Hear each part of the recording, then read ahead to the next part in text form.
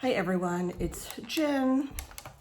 I am hot, I am sweaty, and I'm uncomfortable, and I'm getting over being sick. So this is a great time to do a vlog. But I just came off of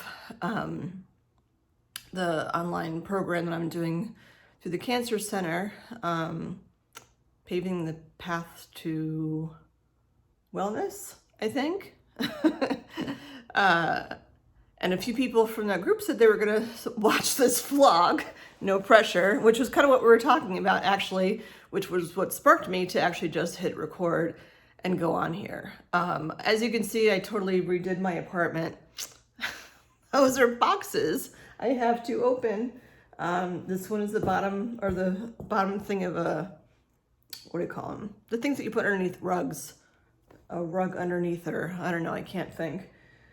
But I can't put that there because I haven't put my furniture together. And I haven't put my furniture together because I was trying to be super mom this weekend, which was awesome. And and then I spiked a fever on Monday night.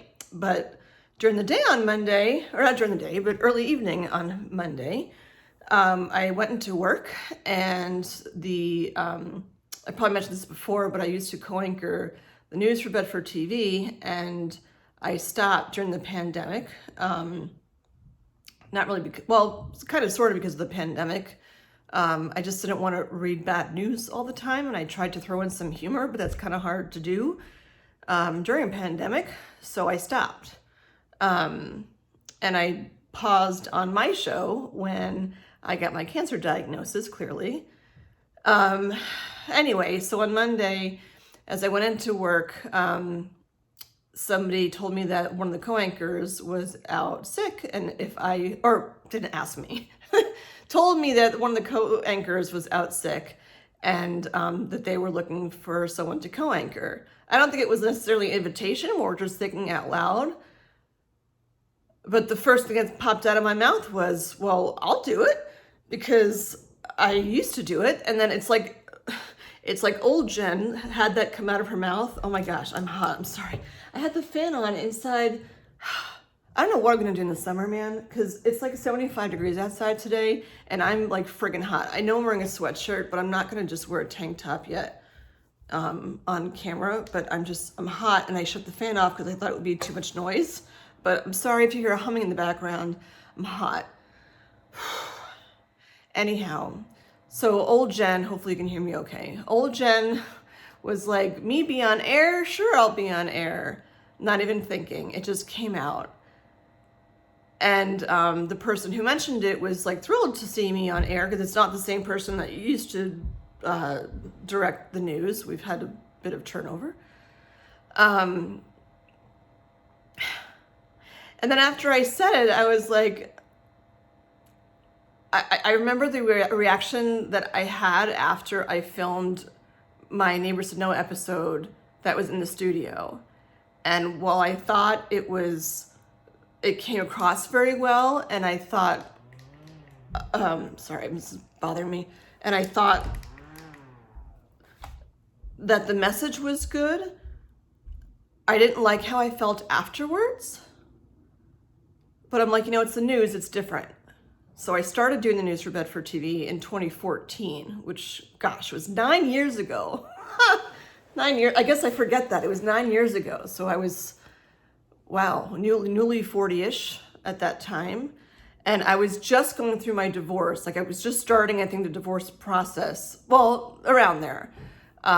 When someone asked me if I wanted to be the co-anchor for the news. It was a brand new news program, it would be like, the founding anchors, me and this other guy, Joe, who was the other co-anchor. They thought we'd get along well, and I did the news like until 2021. I think the fall, whatever. I did it for a long time. And I remember when I was asked to do the news back in 2014, it was at a social event that I put together. It was Jen Night. There were 52 Jennifers that lived in Bedford, and at the time I was a stay-at-home mom, and I'm like, oh, I'm gonna get everyone together and have a big party. It was like 10 people, but Jen Night was like a thing in Bedford for a little while. I've been very self-deprecating lately, so I will say that Jet Night actually made it into the Boston Globe. I was very proud of that. Um, yeah, so I need to stop being so hard on myself. It's pretty cool that like something I created got put in the Boston Globe. But anyway, I remember thinking that it was bad timing to do the news when I'm going through a divorce because like my hands are full and my life is like falling apart and what am I gonna do? And then part of me was like, you know what? Because I was a stay-at-home mom, I wasn't teaching, and my whole life had been teaching before that. And I'm like, this is a reason for me to like get up and get dressed and put makeup on and nice clothes and do my hair and all of that stuff. And that's when I went in. And it's funny because the shirt that I wore in the very first episode, I kept that shirt. It's probably someplace in that room of the 8,000 articles of clothes that were dropped off. I don't even know if I'd mentioned that. That's another story. All the clothes that were destroyed from the flood got returned to me. I've only found one thing that fits so far, and they are a pair of shoes. Everything else shrunk. And I clearly have not shrunk. Anyhow. Actually, no, two, because one of them was the shirt that I wore to the news. So so I thought, well, getting divorced is a big life changer, and I can't say the news was like everything that helped with my life to get it back together, but it helped me in not realizing, but kind of honing in on my extrovertedness and doing it in a way that helps other people because I'm like sharing the news, but I'm also bringing some humor to all of it. And it was fulfilling for me too, for a very, very long time through several different co-anchors.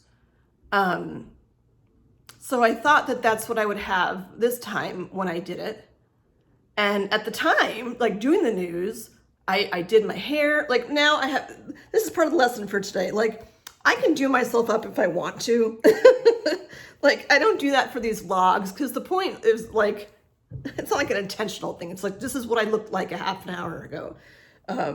But like I straightened my hair and I had it all like curly cued and it fell so nicely on both sides. And even like right now, like granted I have no makeup on and because I'm sick, I have like dark circles under my eyes. But like when I was doing my hair and makeup in the bathroom, it was nice to flat iron my hair again because I hadn't flat ironed my hair. I've only done it one other time since the flooding stuff happened. And I did my makeup and stuff. My lighting in my bathroom is not great. And I have a box that's down the hallway that I have to pick up from Amazon with a makeup mirror that's lighted. So I'll have more or less bold makeup, I should say, because I tend to put my makeup on too dark now because I can't see it. And I'm grateful that I could even do that to put my hair back in a ponytail because all of you breast cancer survivors that have had surgery done here know that doing this is a big deal. I had my reconstruction revision the end of January. We're now at the beginning of April, and like I'm like in total full range of motion, like way better healing than last time. I mean, I think I talked about that before, but I can focus more about the surgery and stuff on another vlog. And one thing while I'm talking about Amazon, for those of you from the paving program that are watching, this is the fan that I was talking about. It's called Tech Version Hand Fan. That's original, hand fan. It has a rechargeable battery. It says, don't put your fingers into the fan. That's funny. Yeah, it's like this. I have one like this and I have a white one that I keep at work. And the one at work, I basically run all day long. I am on gabapentin to stop. Clearly, if they stopped, I wouldn't need these. I am on gabapentin to ease the hot flashes. They want to potentially increase it. Right now, well, before I got sick, I was taking it a third time during the day because my dose apparently is very, very low. She said most people are on 900 milligrams and I was only on 100 milligrams twice a day. But I was on gabapentin after my surgery and I was like nervous that I'd get too tired from being on it. Anyway, I can't say how much it really has helped because the weather is like crazy right now. It's supposed to be like super hot in the next couple of days. So I don't know. We'll see how things go. But going back to the point of what I was talking about, I had a great time while I was doing the news. I had a great time putting my makeup on. I had a great time doing my hair. Did not have a great time finding a shirt. I have a thing, as I mentioned before, about the clothes from the flood because I don't want them touching my scars. And I know, like, I had my loop on and I mentioned that to her. I'm like, I know that's not like a realistic fear that something's gonna seep in through my scars and give me breast cancer again. Because she's like, you know, you don't have breast tissue. I'm like, yeah, but what if like one cell is left over and something goes, it's dry cleaning. You know, there's chemicals and stuff involved. And the stuff that wasn't dry clean, I don't know what they used to clean it. She gave me the name of one of the things and it had a very long name, which makes me think it's not super healthy for you because it's chemicals. That's what they use to clean all this shit. I don't even know if I want to have it on me. So I put the shirt on and I'm like, I've worn this shirt before. I was consciously pulling down my bra the whole time because it had like a little eye loop and I didn't want people to like see my bra underneath. And I'm like, oh, I'll wear my V-neck bra. No, I can't do that because it's someplace in that bag of 20,000 clothes or bag room.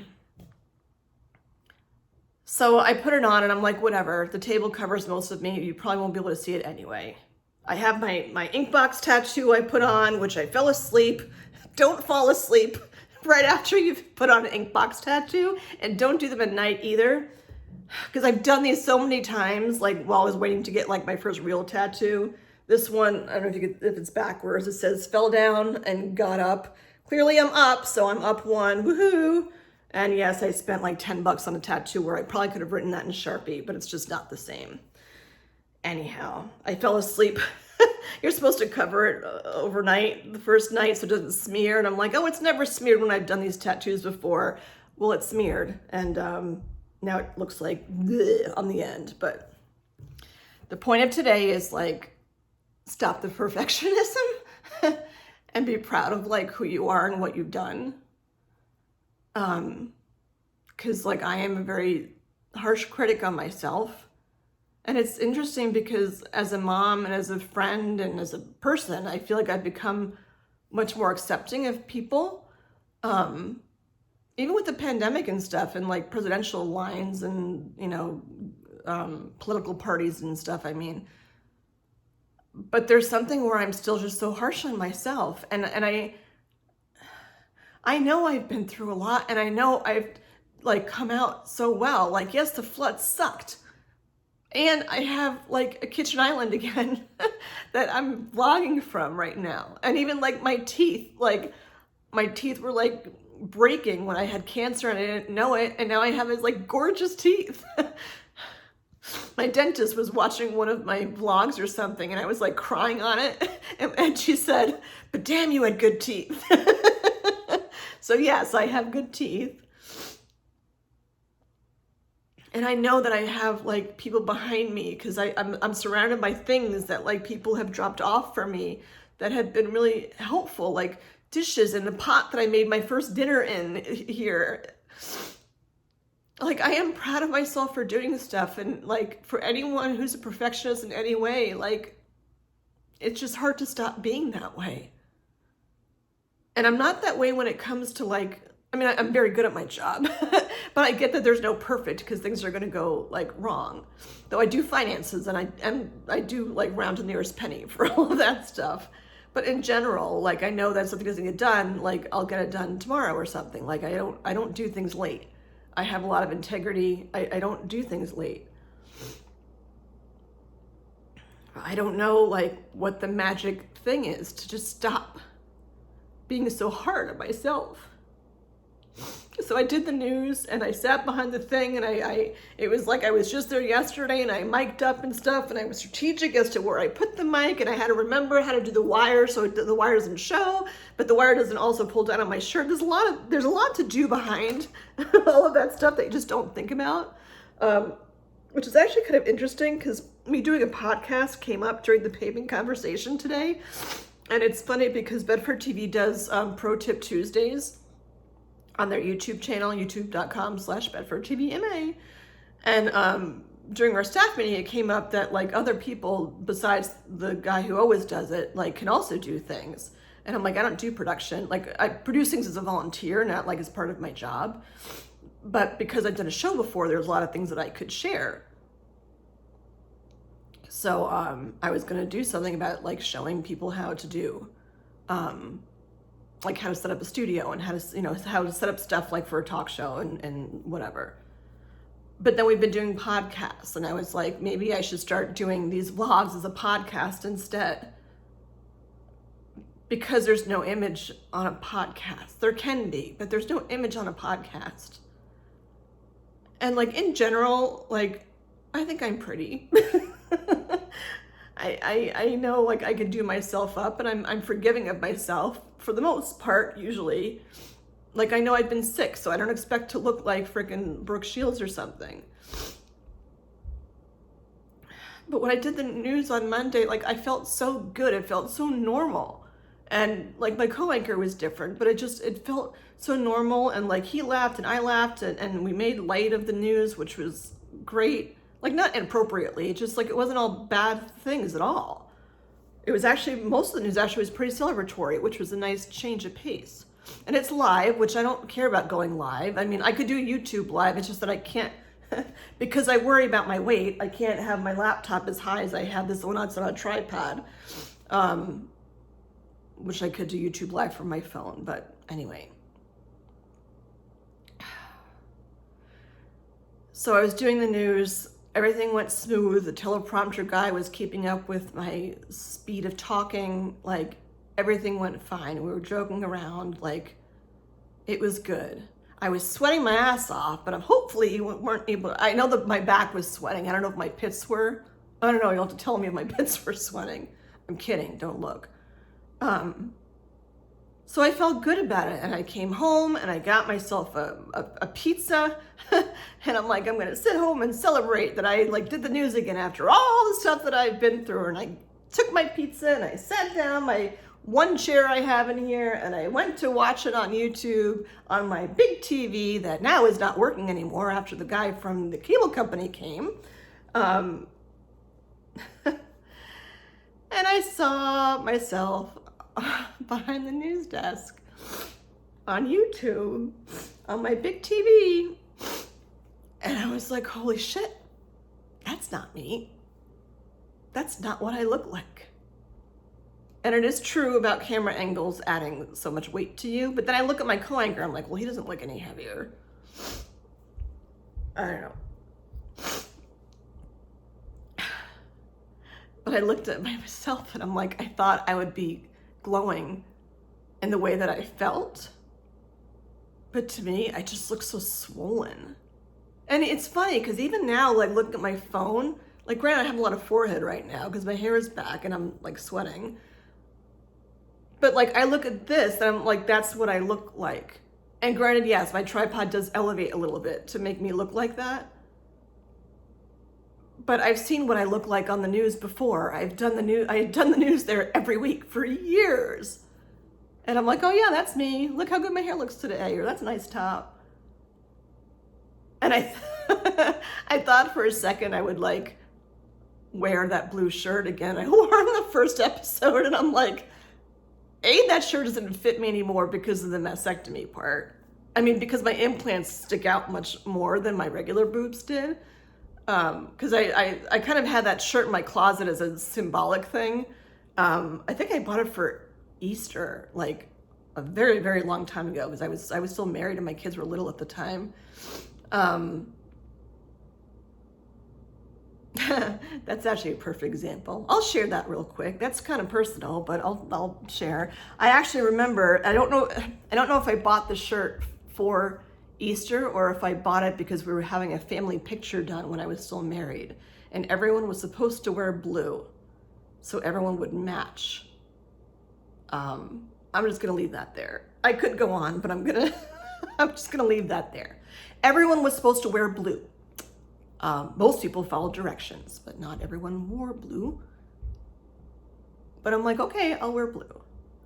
I remember too, when I was married, I joke about it, but it just reminds me of like, my push to always want to be authentic, which is why I do this kind of stuff. Like I had it ingrained in my head as to like, you know, what are the things you're supposed to do? What are the things you're not supposed to do? Like my parents are both immigrants.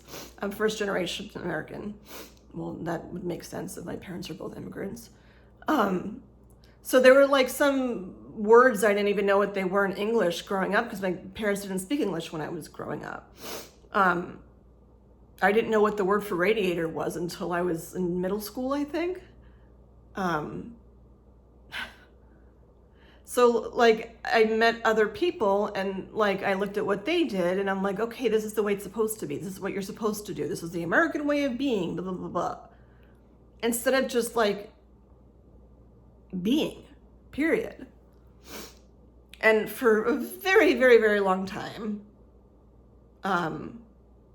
until about 5 years ago, I would say, I would focus so much more on what other people told me was the right way to be. This is how you dress. This is what your hair should look like. This is what your hair color should look like. This is what your clothes should look like. I remember, which I would never ever wear now, and no offense to people that like corduroy, but I remember I owned an outfit that was a turtleneck, so like long sleeve turtleneck, with coordinating corduroy shorts. Yes, turtleneck and shorts, same outfit, with stockings that were the same color as my turtleneck. And then my shoes were penny loafers, but they were the color of the other color that was in the plaid of my corduroy shorts. And I thought I was like, whoa. At the time, I would never wear that now. I don't even think I own corduroy anything. I can laugh now. But like, you know, when that's what you know and that's what you're told and this is what you do, blah, blah, blah, you know, that's just what you do. Like, I remember when I was on dating apps, there was this one guy who stopped talking to me because he asked me if I get my nails manicured every week. And I'm like, no. And he's like, well, when you do, what color do you get? And I pretty much have two colors I go with, one for the summer and one for the winter time. And he's like, what about French manicures? And I'm like, I really only do those if I'm like going to like an event or something, but rarely. And then he stopped talking to me. I'm like, over French manicures? And now I do like the color street things. My nails right now are two colors. I mean, intentionally, that's what they are.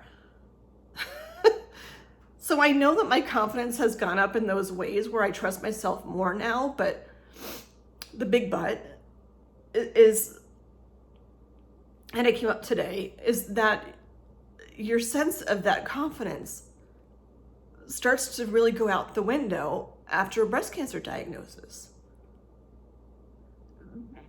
We were talking about like exercise and eating right and doing all those things. Here are all the 5 things that you should do. Do all these things and you'll reduce your risk of all these things. And I think like I was doing all those things before. I had never been in as healthy shape as I was when I got my breast cancer diagnosis. I was thin. I was working out. I was doing Zumba. I used to do Tai Chi. I did yoga. I did Pilates. Oh my gosh, I did Pilates. Well, that was back when I could fit into that blue shirt. I did Pilates.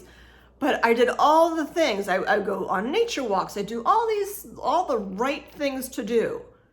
And then when I had the kidney stone, which was about a little less than a year before my cancer diagnosis, the kidney stone was the first thing, like something's up with my body. Why the hell did I just get a kidney stone? Because I'm eating so healthy. Like I cut out red meat to like maybe once a month. I wasn't eating pasta because of all the starch. I was so ridiculously healthy. Tons of fruits, tons of vegetables, all the right things. And then boom, I get a kidney stone. And then it's like, well, there goes all your green leafy vegetables because that's what you're not supposed to have.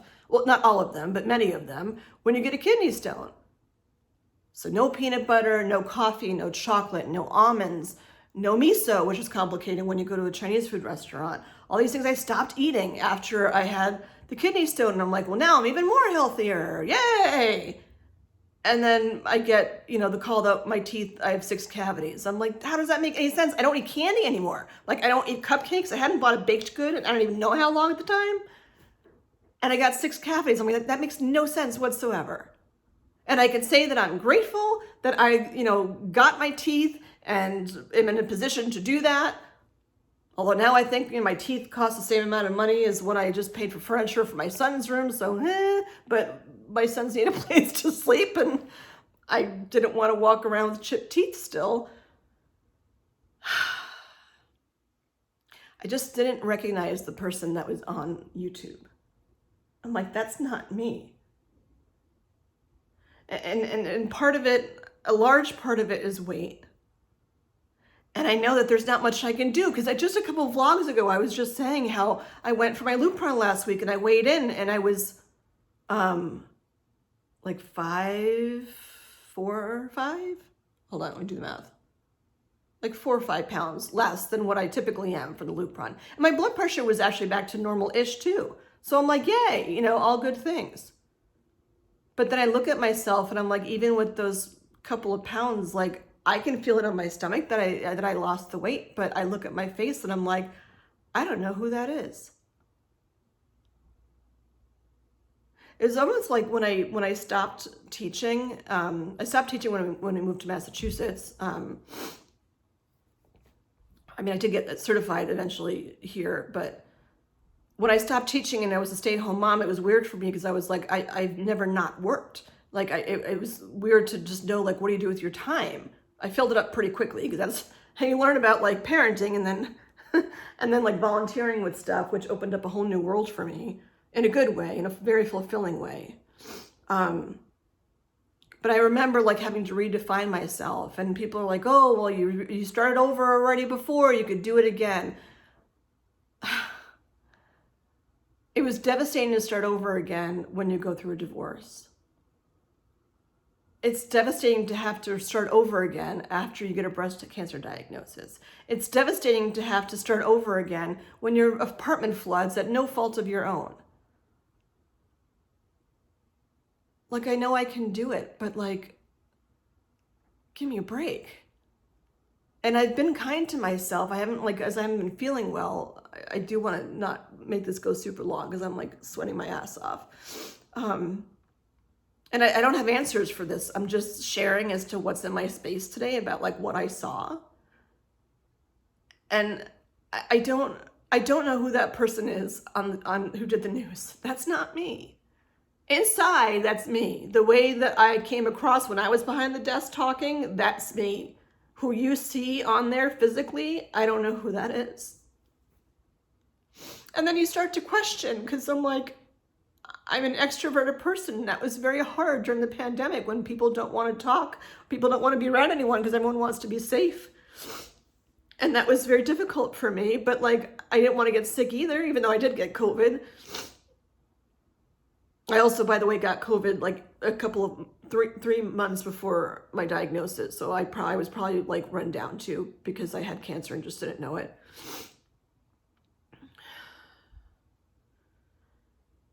But yeah, after I wasn't a teacher anymore, I'm like, well, who am I if I'm not teaching?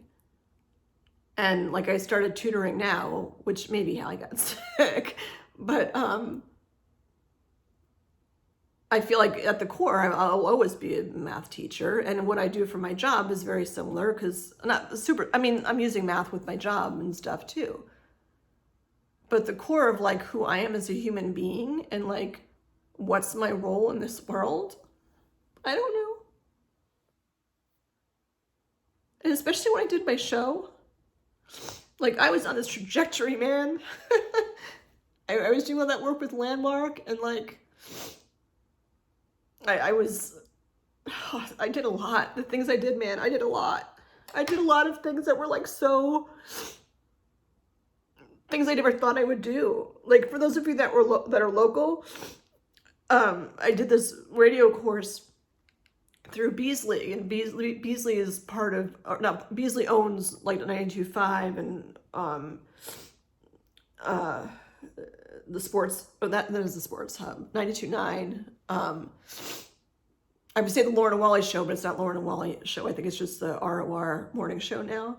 But I was at the Lauren and Wally show, like in the actual like studio, and like that was just so super cool to do. And I'm like, well, maybe this is my sign that I'm switching to radio. I mean, they do film radio, by the way, now too, but like maybe this is just telling me this is what I'm meant to do.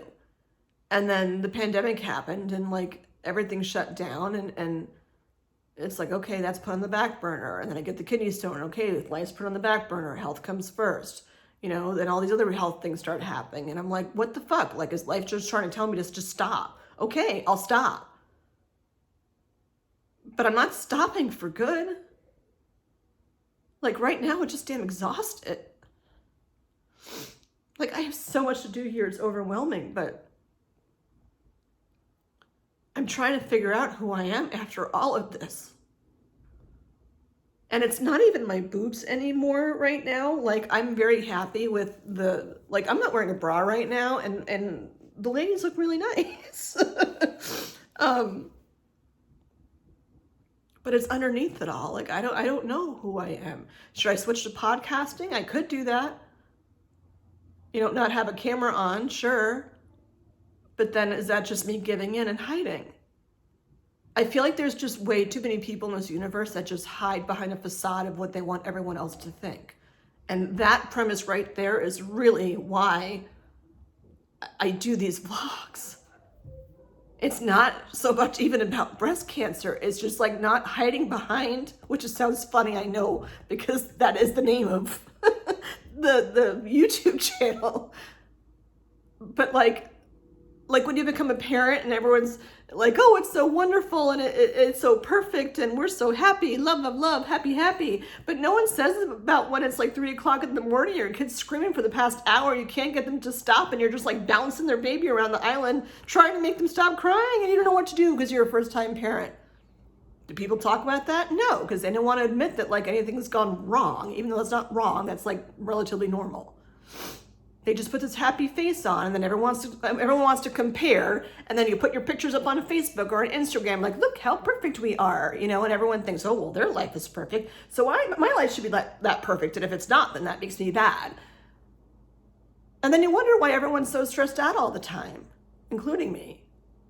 Like, I know that, like, it's fake book and whatever, and I put my pictures up, not like this.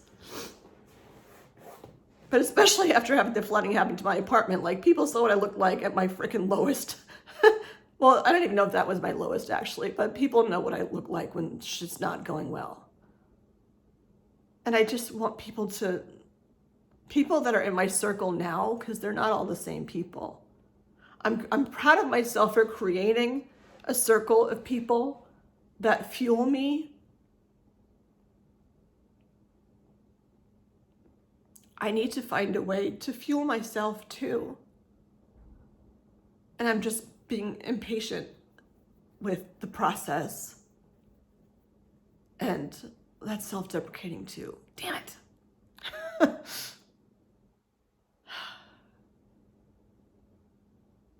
I can't even do, it's so weird. I do gratitude all the time for stuff. And there's like this like mental block right now. Like I'm writing a book. I can't. I don't know. I don't know what it is. There's just something that's just blocking me.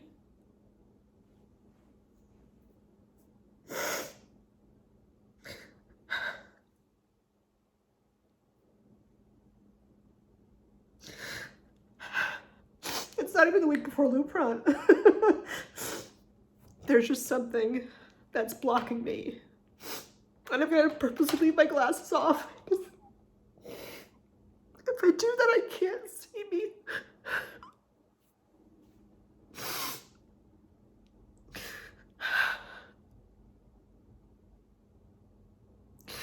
There's something that's blocking me from seeing the physical person that people see and realizing that that's me. Especially people that like just have met me recently, including all the people in the painting program. I just think like who they see, I'm like, that's not what I look like. That's not who I am. Well, I think it's who I am. It's not what I look like. And I can have a million people telling me like, you know, Jen, here's all the positive things. Here's the gratitude. Here's why you rock. And I know those. I didn't write a book. I made a collection of things to put in a book. It's in a box someplace to help empower me. And I can feel that empowerment from others, but it also has to come from within. And usually I give you guys some tidbit from when I have my appointments with the oncology psychologist. That appointment is tomorrow, so maybe he'll give me some, you know, whatever of, I'm sure he will, to get, you know, help get me out of this funk. And what I hate too, and it was brought up today too, is that like, there's such a quick way to fix it, and that's always the medication route. Like, oh, you must be depressed, here's a pill. Or, oh, you must, have whatever, here's a pill. Do pills work sometimes? Absolutely. I've tried a concoction of pills when I went through my divorce, and I just don't do well with anything with serotonin. And I wasn't depressed, I was anxious, it was different. And I don't feel depressed now either. The more I talk to breast cancer survivors, the more I don't want to be part of that group, yet I learn so much when I am doing things with people that have gone through it. The more validated I get that this isn't because I have some like mental health thing going on. This is because I went through this life-altering thing that stays with you forever.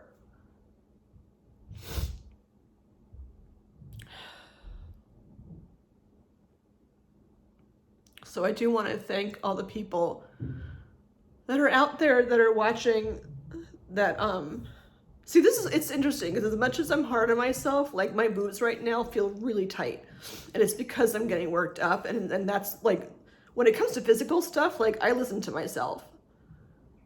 There's just some other part of me that I'm not, but like my boobs are telling me like, sisters, cut it out, go lay down, chill out.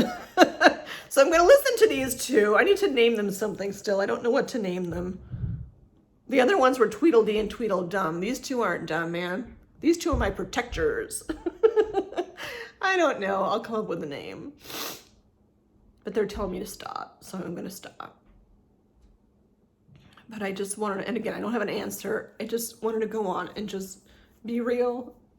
Not like Be Real, the app. I just wanted to actually be real.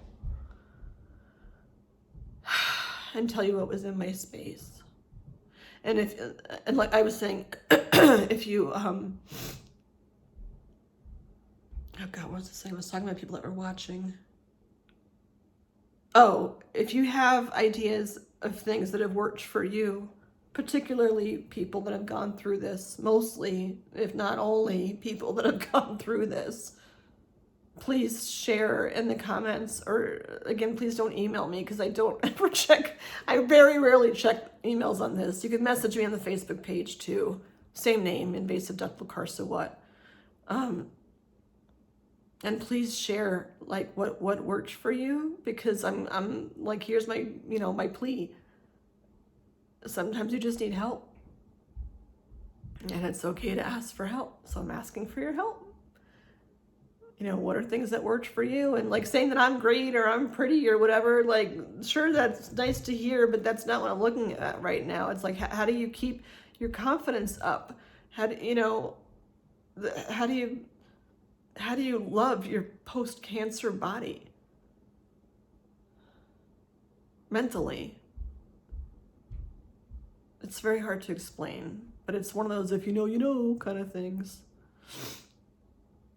And I do want to thank people that have been making comments and stuff on other videos, because I find it very helpful, and that does mean a lot to me when you do make those comments, because it helps other people too, and the feedback that I get means a lot. So I know I'm helping other people, and that's wonderful. At this point, it's like I also want to help me. And I usually feel better after I do these vlogs, but it's something more right now, and I cannot put my finger on what I need or what I even clearly want to ask for. I'm just going to leave it with a, if you know, you know. And then climb into my comfy bed and rest, because today's been a long day. and I need to rest. And take a COVID test. I already took one, it was negative, but I'm taking another one just in case. Alrighty, time to go. Thank you everyone for your support as always, and I will see you next time. Bye.